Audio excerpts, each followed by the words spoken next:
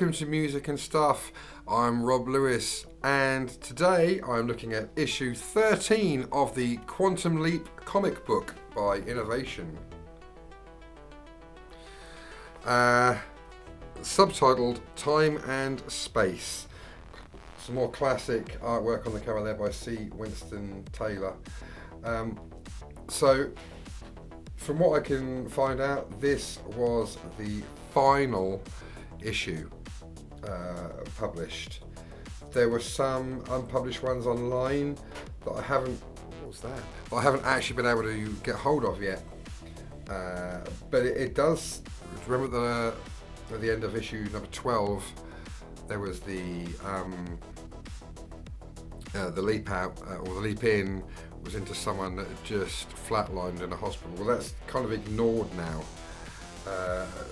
But yeah, this one it's got a subtitle there, Time and Space. I don't know how well you can see this because it's like in foil text, so light's kind of shining off it a little bit. I mean, it looks pretty cool IRL, but on camera, I'm not sure how well that's how visible that is. But you can see here, Sam's leaped into an alien. Interesting. Now I'm going to talk about this editorial after I've talked about the rest of the comic, but there's something interesting in there. But here we have same prologue as we had in issue number 12. So it seems that they were then thinking about keeping the same thing, the same theme maybe. Obviously it lasted 2 issues. Here we have Sam, he's leaped in, trying to work out what's going on, looks out a huge window and there's Earth and the moon. One Giant Leap, written by Christine Elaine Hantzopulos. Luke Ross was penciler, Mike Deodato Sr. inker, letterers Vicky Williams, edited by George Broderick Jr. and Scott Rockwell, colorist. Now I've recently just found out by someone that watches or has seen at least one of my videos on the Quantum Leap comic. They informed me that Scott Rockwell passed away in 2019 and they were their friends. So for what it's worth, my condolences, very sorry to hear that. So yeah, here we have One Giant Leap, there's the old boy there. But it immediately cuts to Project Quantum Leap in 1999. I'm assuming this is Gushy and Verbena Beeks. It doesn't really say at this point. I think it confirms it later on that it's Gushy. But the leapee is speaking some strange language that Ziggy can't decipher. Interesting look at the project here. We haven't seen that side of it. Again, it's not quite the same as you see on the TV show, but it's still interesting. It's still good to see. The artwork is obviously fantastic.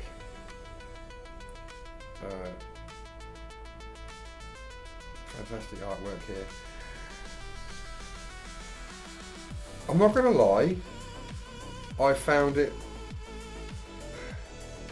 slightly confusing trying to follow what was going on, because they when they communicate with their voices, there's obviously a language barrier, so they can communicate telepathically. Meanwhile, Sam is also communicating with Al through the brainwave transmissions. And it's just a little bit difficult. Maybe I read it too fast. I don't know. I don't want to do it a disservice. It may very well be reader error. But I found it a little bit difficult to work out quite who was talking to who and what was being said. I didn't know if there was some code in the aliens' speech that we can actually decipher to see what it is they're saying. Like maybe the word, it's like there's they've replaced a letter for a letter or something, like when you use the next letter in the alphabet. But I haven't sat down and tried to decipher that, so I don't know. It was Muley. It was Muley. just a thought. We don't learn too much about the alien species. We get their names. Chris Adam. I can't think what the other ones are called. John Tiffy or something. I can't remember. Al seems to be no in their language, which is convenient. There's these humans, the papasas, that have been abducted, and in the original history they were abducted, returned to Earth, but Mrs. Papas was killed on the spaceship. The husband, Mr. Papas, was returned, charged with her murder, and said that he didn't do it, but no one believed him. Oh, this is the 1963 as well, I should have mentioned. So again, it gets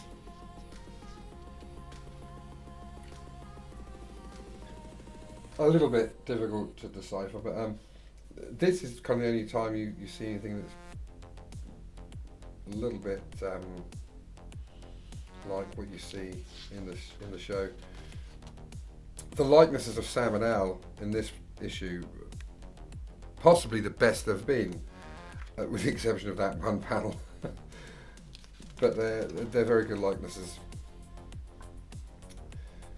So yeah, it's a little bit tricky, and then they bring the Leapy into the imaging chamber to communicate. So there's like all this four-way conversation going that no one. Sam's the conduit almost. So it's quite. Oh, Debsar is one of them, and Jaffunt. It's quite difficult to really know what's going on, but it may just be me, like I said.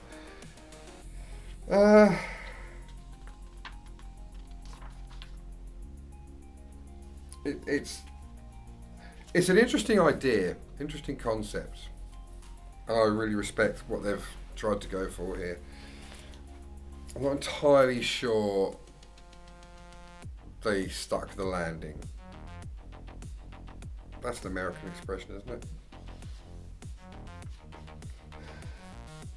But I do appreciate what they were going for. Something different. You could never have done this in the TV show. The budgetary requirements for one thing.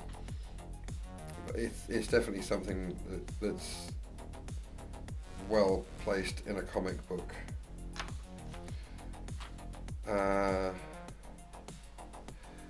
But on that thought, hello, Holiday Rob here from Croatia. Just want to let you know, if you're enjoying this video, thanks very much for watching, but don't forget to smash that like button, hit the subscribe button, and of course the alarm notification bell so you know when my videos are coming out. And yeah, if you're interested, I've got social network stuff, Facebook, TikTok, Instagram, not Twitter though. And I've also got a Patreon, so you can find me there. It's in the description. Links for everything's in the description. And yeah, I'm going to hand you back again, because otherwise Studio Rob gets frustrated. Thank you.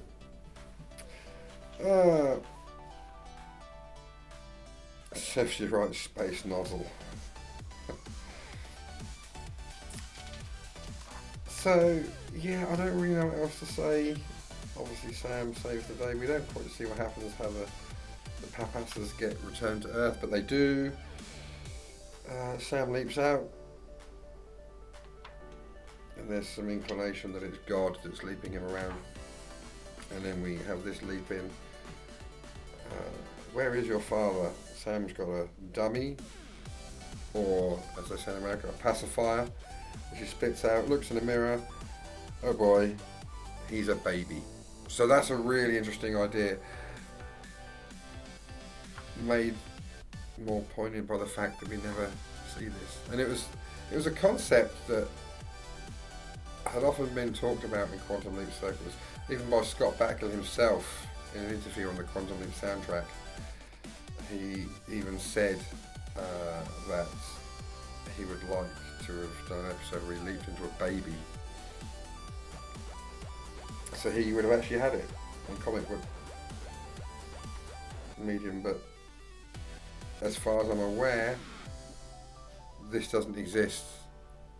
Certainly not that I've found. If you know where I can get hold of this, then, and the other one as well that was we had a leap in for the flatlining, I'd be so interested in reading these. If you know how I can get hold of them, whether it's PDF or on paper, whatever, please let me know in the comments. We have the letters here, usual kind of thing, praising, a little bit of criticism, someone else digging out Brian Kinney.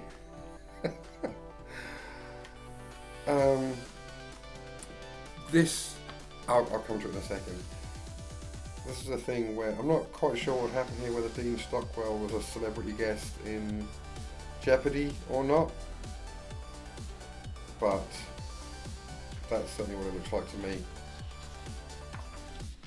This was the leap-in panel that should have been in the previous issue. They did this before with a leap-in where the scheduling demands, it all got kind of messed up. So this is the one I was talking about, the flatlining, but it's apparently was going to be included in the annual, which was never published.